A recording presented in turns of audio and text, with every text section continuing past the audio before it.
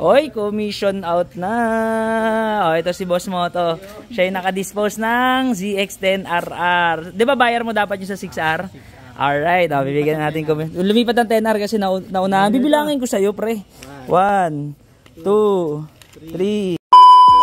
Yo, good morning sa inyong lahat kasi meron tayong 2 buyers. Napakasarap ng morning natin kasi may 2 buyers tayo. Isang ZX-10RR, ito. May buyer na to at reservan na. And then yung kay Boss Dogs, may sisilip kaso hindi reserve. So, hindi natin sure kung kukunin. And available units natin, may ZH2 tayo. Ito, silipin, tsaka ito. 10RR. So, kapag makuha man itong dalawa, ang matitira na lang si ZH2, NMAX, ZX6R ni Boss King. Ito kasi, ang laki kasi ng puhunan ko dyan. Maliit ang tubo. So, pagpasensyahan nyo na kung hindi ko mabigay ng mababa. And then, may Ninja 650 tayo na bagong-bago. 2022, may mga minimal dents lang. So, abangan nyo kung mabibenta ko to. Ito, parang sure na eh. Kasi, nag-down na. So, pupuntahan na ngayon. On the way na yung buyer. And then, ito na lang. Galing ng Bulacan sila, sir. On the way na rin sila. So, baka magsabay sila. Tingnan natin. Heto na nga at dumating na yung unang buyer natin sa ZX-10RR. Nakapag-down na nga sila ng 10K at ngayon kukunin na nila yung unit na to. Yan. Sir Charles, no? Sir Charles, hello po. Call start muna kami ng 10RR.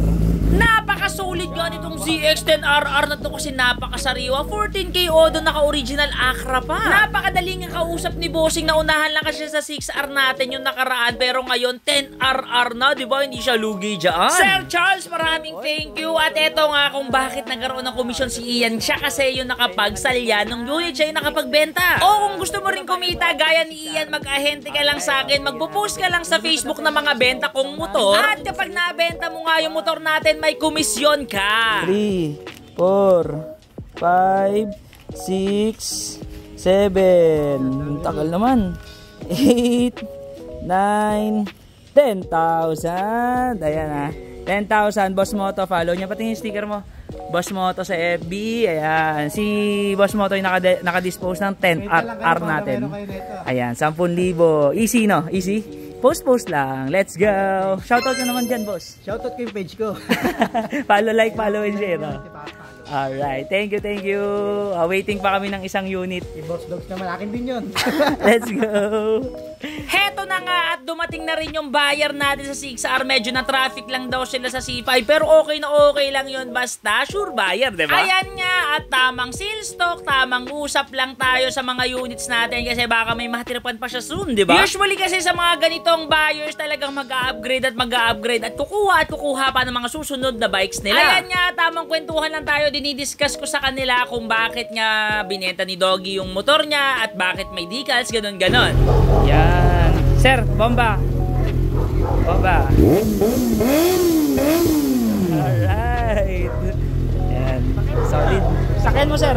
Medyo maninibago ka lang sa bigat niya. Sige. Yan. Sir Davis. Sakay na natin. So, sasakay na lang sa ano. Hindi raw masyadong sanay si sir eh. Kailangan ko ng practice ng konti. Boss Dogs, solved na. Slider. After nga ng visual inspection, isasampa na natin sa L300 nila, Bossing. Medyo naninibago nga ako kasi baka tumama yung visor sa taas pero kasyang-kasya naman. Successful naman ang pagsampa namin ito kaso ang nalimutan namin mag-picture mismo doon sa motor. Paano ba naman si Ecomoto nyo? Excited na excited, isampa na sa L300 para bayaran na, diba? Sir Davis at sa girlfriend mo, maraming thank you po sa tiwala sa Ecomoto at sana may susunod pa tayong deal, diba? Napakabait mo kausap at ang bilis nyo pa pong kausap. Maraming salamat po. Heto na nga lang yung natira. Sabi siya may 2 unit na bibili. Ninja 650, 6R ni Boss King, isang NMAX, tsaka ZH2 ni Boss Mentos. So kung may mga binibenta pa kayong mga rush second hand na motor, bumibili pa po ako. Let's go!